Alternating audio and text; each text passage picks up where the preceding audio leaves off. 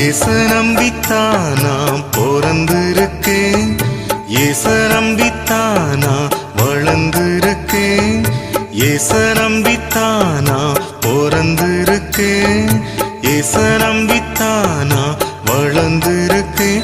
இயேசு சொன்ன சொல்லு காதோரமா இப்போ வந்து வந்து கேக்குதம்மா.